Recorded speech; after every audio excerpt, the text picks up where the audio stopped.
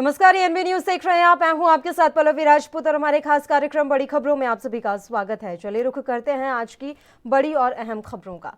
किसान आंदोलन के अगुवा नेता राकेश टिकैत के काफिले पर शुक्रवार को राजस्थान में भीड़ ने हमला बोल दिया। यह हमला तब हुआ जब टिकैत अलवर के हरसौरा में सभा को संबोधित कर बानासूर जा रहे थे। इसी बीच तत्रापुर में भीड़ ने टिकैत के काफिले पर पथराव शुरू कर दिया। पथराव में टिकैत की कार के शीशे टूट गए। इस दौरान असामाजिक तत्वों ने टिकैत पर स्याही भी फेंकी। हालांकि समय रहते पुलिस ने हालात पर काबू करते हुए सुरक्षा घेरे में टिकैत को वहां से निकाल लिया। पुलिस सुरक्षा के बीच टिकैत को वहां से बानासूर पहुंचाया गया है। टिकैत पर हुए इस हमले को लेकर किसान आंदोलन के मंच से बीजेपी को जिम्मेदार ठहराया गया है। किसान नेताओं ने इस हमले पर प्रतिक्रिया देते हुए बानासूर की किसान सभा के मंच से कहा कि हम ईंट का जवाब पत्थर से देंगे। बीजेपी पर इस हमले के आरोप लगाते हुए कहा गया कि राजस्थान में भी बीजेपी की हालत हरियाणा और पंजाब जैसी की जाएगी। राजस्थान का किसान ने बीजेपी को पहले भी धूल चटाई और इस तरह की हिमाकत की तो घर से बाहर निकालकर जूते मारने का काम करेंगे।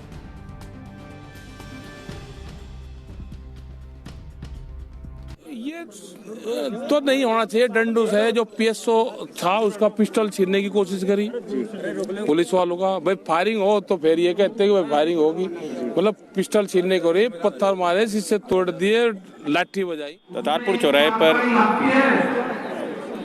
जो घटना घटित हुई अभी किसान नेताओं के साथ में, तो उसमें 4 लोगों को डिटेन कर लिया है। बाकी लोगों को भी नामजद करके टीम भेज दी गई है। अतिशीघ्र डिटेन कर लेंगे। क्या इसमें कोई हाथापाई की भी नौबत आई थी? जी, हाथापाई की भी नौबत आई थी? नहीं, स्याही फेंकने का, काले झंडे बताने की, इस टाइप की खबर आई है हमारे पास में। तो आपको बता दें कि राकेश टिकैत पर यह हमला किया गया है और इस हमले के बाद से सियासत गरमाई हुई है। तमाम किसान नेता जो कि इस आंदोलन का समर्थन कर रहे हैं, उन्होंने इसे बीजेपी की साजिश करार दिया है और ये कहा गया है कि भारतीय जनता पार्टी ने ही ये हमला करवाया है। आपको जानकारी दे दें कि राजस्थान में ये पूरा घटनाक्रम हुआ जब टिकैत अलवर के हरसौरा में सभा को संबोधित करते हुए बानासूर जा रहे थे।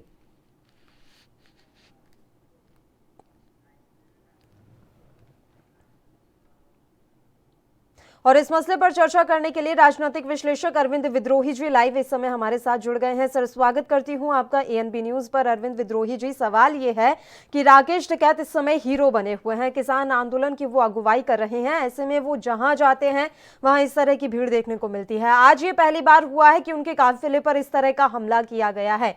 क्या सीधे सीधे भारतीय जनता पार्टी पर इसका आरोप लगा देना आप जायज समझ रहे हैं? सर पल्लवी जी, अब राकेश टिकैत ने ये आरोप लगाया है तो वो उनकी नजर में जायज होगा, लेकिन ये जांच का विषय है। और जिस तरह की भाषा आंदोलन में शुरुआत से ही राकेश टिकैत और उनके समर्थक बोल रहे हैं, चाहे वो मंदिरों को लेकर के हो, मथुरा के मंदिरों को लेकर के हो, चाहे उसके बाद जो है बक्कल उतार लेना एक उनका था, फिर कौन किसकी हैसियत है, ट्रैक्टर रोकेगा लाल किले पहले, और अभी आज भी देखिए कि अगर इस तरह का घटना होगा तो घर से निकाल करके जूते से मारेंगे। इस तरह की भाषा जो है उकसाने वाली भाषा होती है और लोकतंत्र में हिंसा का कोई स्थान नहीं होता है। हिंसा जो है शारीरिक हिंसा भी, और जो ये शाब्दिक हिंसा है ये भी उतनी ही जिम्मेदार होती है। तो कड़े शब्दों में जो भी मारपीट की घटना, पथराव की घटना राकेश टिकैत की गाड़ी पर जिन लोगों ने भी किया, पुलिस के ने उनमें कई लोगों को हिरासत में लिया है और बाकी की धरपकड़ के लिए कार्रवाई चल रही है। लेकिन साथ ही साथ राकेश टिकैत जिस तरह की भाषा का प्रयोग कर रहे हैं, उनके लोग कर रहे हैं, ये भी सर्वथा अनुचित है, उचित नहीं है। इस तरह की भाषा पर लगाम लगाने के लिए भी कानूनी कार्रवाई करने की जरूरत है, क्योंकि इससे लोग भड़कते हैं, लोगों को भावनात्मक रूप से लोगों को उकसाने वाली भाषा ये है और ये जगह जगह हो सकता है। अभी हमने हाल में ही पल्लवी जी देखा कि भाजपा के एक विधायक के साथ पंजाब में मारपीट हुई जी, और जब मारपीट हुई तो किसान आंदोलन के तमाम लोगों ने जो है उसमें कहा कि ये तो होने ही लायक था, होना ही चाहिए था। हाँ, राकेश टिकैत ने और किसान यूनियन के कुछ लोगों ने ये जरूर कहा कि वो हमारे लोग नहीं थे। तो भाजपा के भी लोग अभी कह रहे हैं कि राकेश टिकैत पर जो हमला हुआ उनके अनुसार उसमें हमारे लोग नहीं है। लेकिन कोई लोग तो हैं पल्लवी जी जो इस तरह की घटना कर रहे हैं, चाहे पंजाब के विधायक के साथ हो चाहे राकेश टिकैत के साथ हो। तो इस तरह के तत्वों को गिरफ्तारी होनी चाहिए। इस तरह के कृत्यों को, चाहे वो पथराव की घटना हो चाहे इस तरह की शब्दावली से, जिस तरह की शब्दावली राकेश टिकैत कर रहे, दोनों निंदनीय है और दोनों पर विराम लगना चाहिए। ठीक है सर, पिछली बार जब किसान आंदोलन खत्म होने की कगार पर था तो राकेश टिकैत के आंसू ऐसे बहे कि एकदम जलजला आ गया और एक बार फिर से किसान आंदोलन उठ खड़ा हुआ। और अभी भी हाल फिलहाल में इसी तरीके की खबरें भी आ रही थी कि अब आंदोलन फिर से उतना दमदार नहीं रहा है और इस बीच आज एक बार फिर से इस तरह का हमला होता है और वापस राकेश टिकैत मीडिया के सामने आते हैं। ये क्या इंगित कर रहा है? सिंपैथी कहीं इसमें जोड़कर देखी जा सकती है? देखिए, मैंने कहा कि ये जांच का विषय है। चूंकि भले ही राकेश टिकैत ये कहते रहे कि राजनीतिक वो नहीं है, लेकिन उनका इतिहास गवाह है कि वो राजनीति कर भी चुके हैं, चुनाव लड़ चुके हैं, हार भी चुके हैं और तमाम राजनीतिक दल उनके समर्थन में भी हैं। राजनीतिक दलों के समर्थन में भाजपा को हराने के लिए वो रैली भी कर रहे हैं। तो जो इस तरह राजनीतिक दल तमाम हथकंडे बनाते हैं और ये संभव है कि खुद जो है उनके द्वारा भी प्रायोजित हो, लेकिन ये जांच का विषय है। ये एक संभावना है। बिल्कुल, ये जांच का विषय है। इस पर अभी से कुछ भी कह देना काफी जल्दबाजी होगी और ठीक भी नहीं रहेगा। जो अभी जांच के दायरे में हो उसे जांच के दायरे में ही रहने दिया जाए। लेकिन किसान आंदोलन के बारे में सर हम बात कर लेते हैं। इस आंदोलन की स्थिति इस समय आप क्या देख रहे हैं? किस स्टेज पर यह आंदोलन है और अब आंदोलन का मकसद क्या है? चुनावी राज्यों में भारतीय जनता पार्टी की हार या कृषि कानूनों को वापस लेना? देखिए, ये किसी कानून से मतलब अब कोई नहीं रह गया है और न किसी कानूनों से मतलब पहले भी नहीं था। किसी कानून में कोई खामी बताने के लिए ऑन टेबल न ये लोग तैयार, न टीवी डिबेट्स में, केवल ये कहते थे कि ये वापस हो, ये काला कानून है।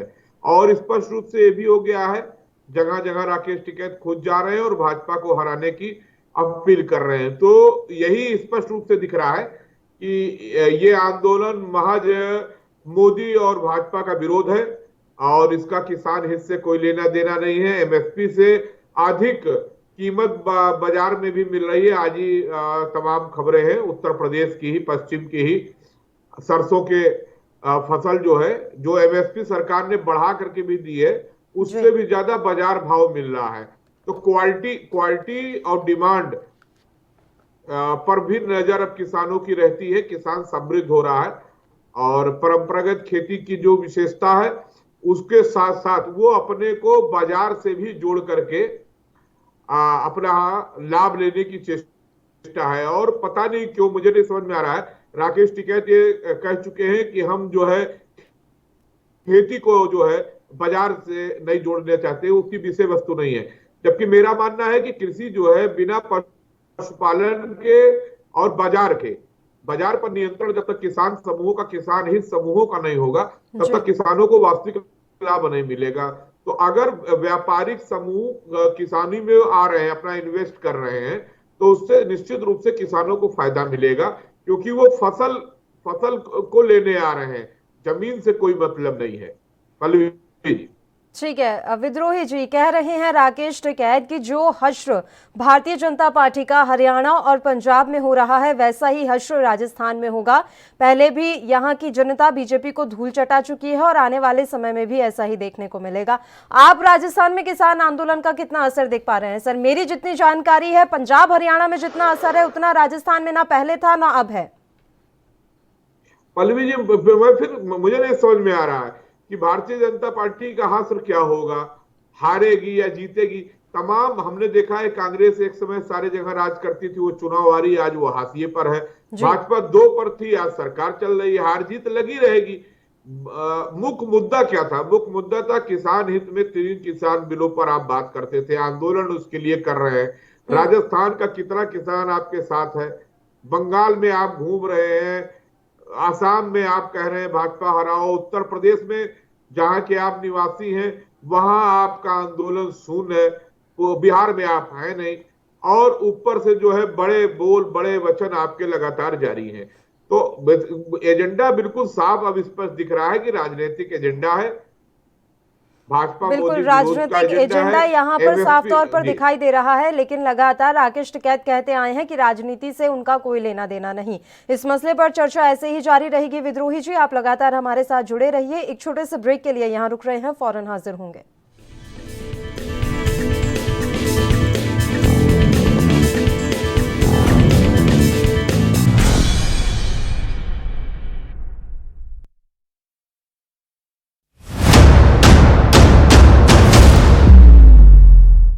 हक की बात दोपहर 12 बजे सिर्फ ANB न्यूज पर। ਸਰਕਾਰੀ ਹਸਪਤਾਲਾਂ ਵਿੱਚ ਮੁਫਤ ਕੋਰੋਨਾ ਵੈਕਸੀਨ। ਕੋਰੋਨਾ ਬਿਮਾਰੀ ਤੋਂ ਹਰ ਪੰਜਾਬੀ ਨੂੰ ਬਚਾਉਣ ਲਈ ਵਚਨਬੱਧ ਪੰਜਾਬ ਸਰਕਾਰ।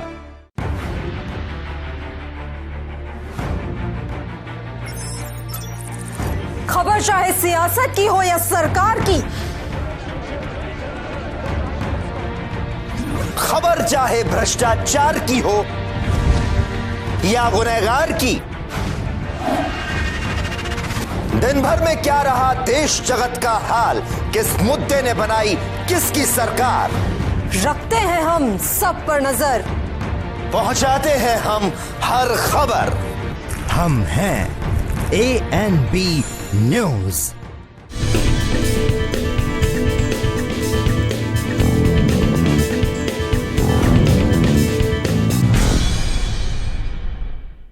ब्रेक के बाद एक बार फिर से बड़ी खबरों में आप सभी का स्वागत है। आज हम बात कर रहे हैं किसान नेता राकेश टिकैत के ऊपर हुए हमले के बारे में। अलवर में उनके काफिले पर हमला किया गया और कुछ असामाजिक तत्वों ने उनके ऊपर स्याही फेंक दी। इसके बाद से सियासत गरमाई हुई है और राकेश टिकैत ये कह रहे हैं कि हम ईंट का जवाब पत्थर से देंगे। इसी मसले पर चर्चा करने के लिए हमारे साथ विद्रोही जी, राजनीतिक विश्लेषक, लगातार जुड़े हुए हैं। लाइव इस समय हमारे साथ वो जुड़े हुए हैं। विद्रोही जी, ईंट का जवाब पत्थर से देंगे, कैसे देंगे? ये कहा जा रहा है कि मई से एक बार फिर से किसान आंदोलन को और तेज किया जाएगा, संसद का घेराव किया जाएगा, संसद को मंडी बनाया जाएगा और किसान वहां जाकर अपनी फसल बेचेंगे। क्या संसद को मंडी बना देने से सब कुछ हल हो जाएगा? क्या सरकार सुन लेगी कि वो क्या चाह रहे हैं? नहीं, मुझे नहीं समझ में आ रहा है वो मंडी बना देंगे। संसद या सुप्रीम कोर्ट मतलब किसी व्यक्ति या किसी समूह, संगठन या राजनीतिक दल की जागीर तो है नहीं कि वो उसको किसको बना देगा। संसद ही है। और रही बात किसानों के फसल की, तो मंडियां और बाजार कभी बंद नहीं हुए, लगातार गुलजार हैं। किसान जो है अपनी फसल भी कर रहा है पैदा और मंडी में, बाजार में बेच भी रहा है। सब्जी के जो किसान हैं वो लगातार खेती कर रहे हैं, मंडी में भी ले जाकर बेच रहे हैं, घरों घर भी छोटे किसान बेच रहे हैं। अगर कहीं कोई के खेती का काम बाधित नहीं है, हाँ, बहुत से लोगों की राजनीति बाधित थी। राजनीति को धरने पर लाने के प्रयास होते हैं आंदोलन, और ऐसे सभी आंदोलन जनता के हित से भी जुड़े होते हैं। लेकिन डेमोक्रेसी में जनता के आंदोलन को खड़ा करके राजनीतिक हित साधना बिल्कुल यही होता है और ये होना भी चाहिए।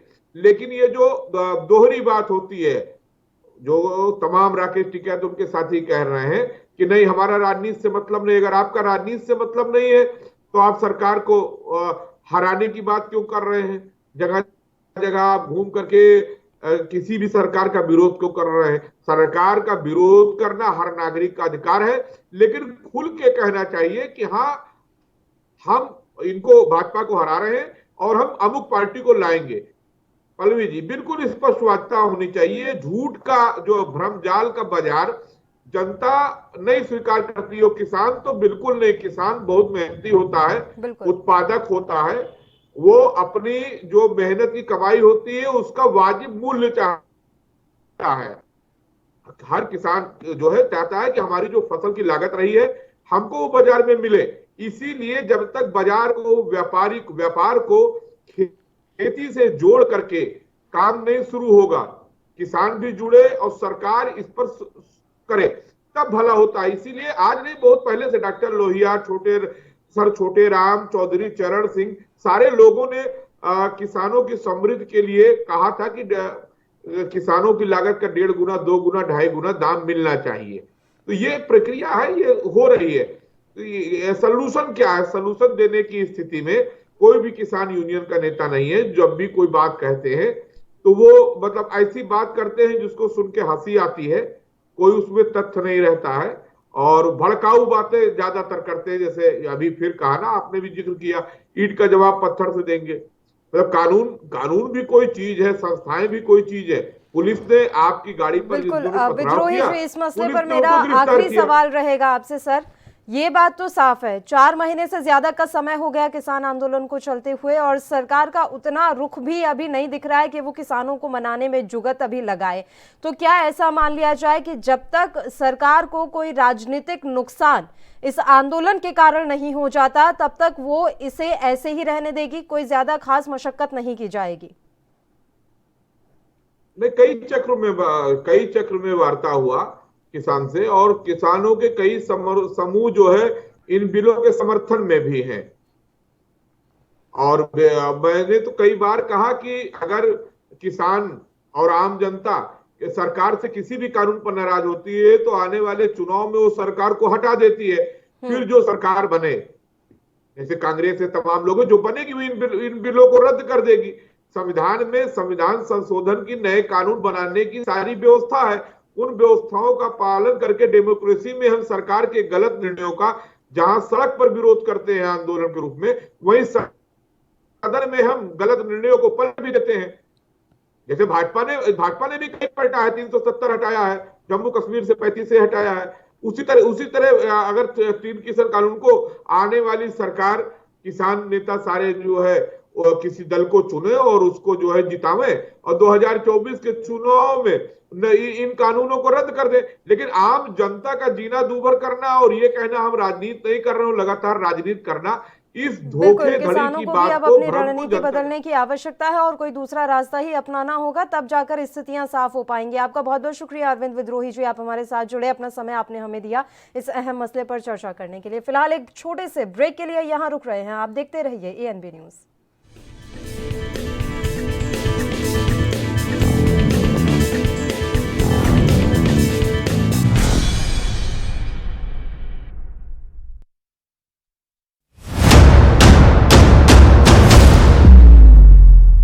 हक की बात दोपहर 12 बजे सिर्फ ANB न्यूज पर।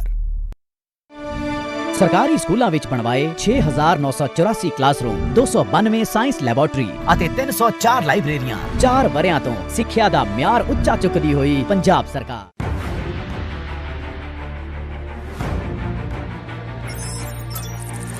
खबर चाहे सियासत की हो या सरकार की,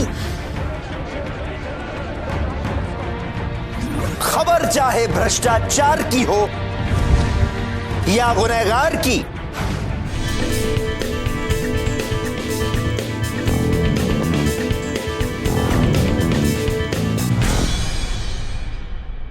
ब्रेक के बाद एक बार फिर से आप सभी का स्वागत है। बढ़ते हैं अगली खबर की ओर। उत्तर प्रदेश के जनपद हापुड़ के सिंभावली में दिल दहला देने वाली घटना सामने आई है। यहां आरोप है कि 22 मार्च को एक नाबालिग छात्रा संदिग्ध परिस्थितियों में लापता हो गई, जिसके बाद छात्रा के साथ गैंगरेप की वारदात को अंजाम दिया गया और फिर उसकी हत्या कर दी गई। वहीं आरोपी अपहरण के बाद छात्रा की हत्या कर छात्रा के शव को नोएडा के सेक्टर 33 में फेंक कर फरार हो गए। जब इस बात की सूचना परिजनों को मिली तो परिजन नोएडा पहुंचे, छात्रा के शव को हापुड़ ले आए और पुलिस को पूरे मामले में गैंगरेप और हत्या की तहरीर देकर आरोपियों को गिरफ्तार कर न्याय की गुहार लगाई है। वहीं पुलिस ने इस पूरे मामले में मुकदमा दर्ज कर लिया है और आगे की जांच शुरू कर दी है।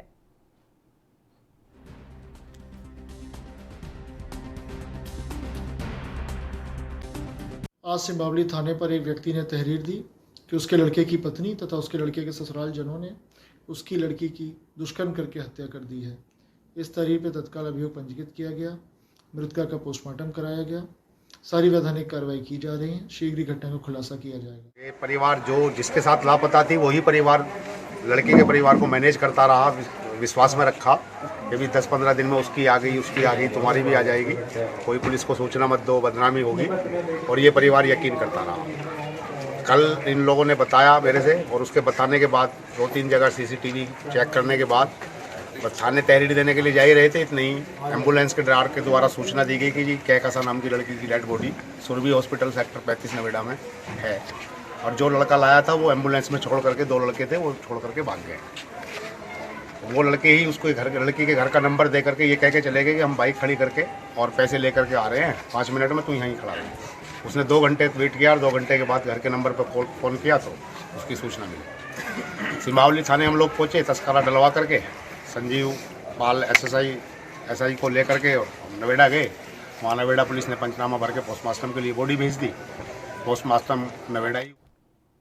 और इस खबर पर तमाम जानकारी देने के लिए हापुड़ से हमारे संवाददाता श्याम कौशिक इस समय फोन लाइन पर जुड़ गए हैं। श्याम कौशिक, आपसे पूरी जानकारी चाहेंगे इस मसले पर।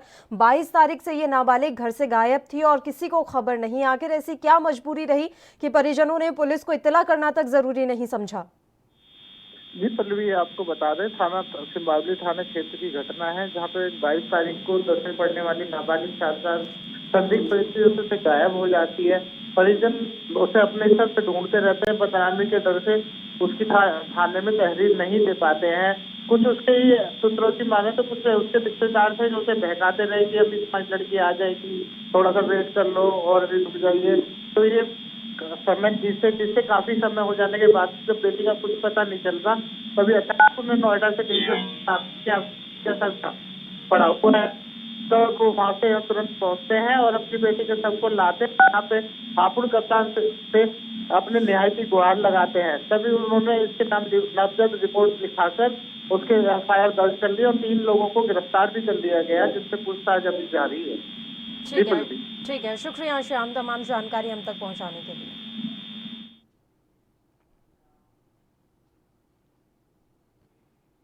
चलिए बढ़ते हैं अगली खबर की ओर। राजधानी दिल्ली में कोरोना संक्रमण तेजी से बढ़ रहा है। स्वास्थ्य विभाग ने शुक्रवार को 3,582 लोगों में संक्रमण की पुष्टि की है। कोरोना के बढ़ते मामले को लेकर मुख्यमंत्री अरविंद केजरीवाल ने शुक्रवार को कहा कि दिल्ली में कोरोना की यह चौथी लहर है। हम हर संभव उपाय कर रहे हैं, चिंता करने की कोई जरूरत नहीं। सीएम केजरीवाल ने कहा कि वर्तमान में कोरोना महामारी की जो लहर चल रही है वो पिछली लहरों की तरह गंभीर नहीं है, इसलिए दिल्ली में किसी भी तरह के लॉकडाउन की कोई जरूरत नहीं है। दिल्ली में कोरोना के केसेस काफ़ी तेज़ी से बढ़ रहे हैं। देश भर में कोरोना के केसेस तेज़ी से बढ़ रहे हैं और दिल्ली में भी पिछले कुछ दिनों से कोरोना के केसेस बढ़ रहे हैं। 16 मार्च को दिल्ली में लगभग 425 केस थे और आज कल की रिपोर्ट अभी थोड़ी देर में अभी जारी होने वाली है। उसमें आज जो रिपोर्ट जारी होगी उसमें 3,583 केसेस हैं, 3,583 केसेस हैं। एक तरह से दिल्ली, जैसा मैंने हमेशा कहा है कि दिल्ली ने सबसे ज़्यादा मुश्किल कोरोना की स्थिति को एनकाउंटर किया है। दिल्ली के लिए ये चौथी वेव है, देश के लिए ये दूसरी वेव हो सकती है, लेकिन दिल्ली के लिए ये चौथी वेव है, चौथी पीक हम लोग एनकाउंटर कर रहे हैं। लेकिन ये वाली पीक में जो देखने को मिला है कि एक्सपोनेंशियली इंक्रीज हो रहा, बहुत तेज़ी से केसेस दिन ब दिन इतनी तेज़ी के साथ केसेस बढ़ते जा रहे हैं। ये चिंता का विषय है, लेकिन घबराने की ज़रूरत नहीं है। हम सरकार में इस स्थिति के ऊपर पूरी नज़र रखे हुए हैं और जो भी उचित कदम उठाने की ज़रूरत है वो सभी कदम हम लोग उठा रहे हैं। इसको पूरा जो डेटा हम लोगों ने देखा है उसके हिसाब से ये केसेस तो बहुत तेज़ी से बढ़ रहे हैं, लेकिन इस बार ये जो कोरोना की चौथी वेव आई है ये पिछली वेव से कम सीरियस हैं। कम सीरियस मतलब कि एक तो मौतें काफ़ी कम हो रही हैं और दूसरा लोगों को अस्पताल में और लोगों को आईसीयू में जो भर्ती होते हैं वो काफ़ी पिछले उसके मुकाबले काफ़ी कम है। हम ये देख रहे थे कि अक्टूबर के महीने में जब लगभग इतने ही केस 3-4 हज़ार केसेस डेली आ रहे थे, उस वक्त आईसीयू में लगभग 1700 के करीब पेशेंट्स थे और आज लगभग 800 के करीब 50% के करीब पेशेंट्स हैं। उन दिनों में जब डेली 3-4 हज़ार केसेस आ रहे थे, 40 के करीब मौत डेली हो रही थी। आज 10-12 के करीब मौत डेली हो रही हैं। अभी जो स्थिति है, सरकार में लॉकडाउन किसी भी तरह का करने का कोई विचार नहीं है। हम स्थिति पे नज़र रखे हुए हैं। भविष्य में अगर ज़रूरत कभी पड़ेगी तो मैं आपसे बातचीत करके ऐसा कोई निर्णय लिया जाएगा, लेकिन अभी फ़िलहाल कोई लॉकडाउन करने का सरकार का निर्णय नहीं, सरकार का विचार नहीं है।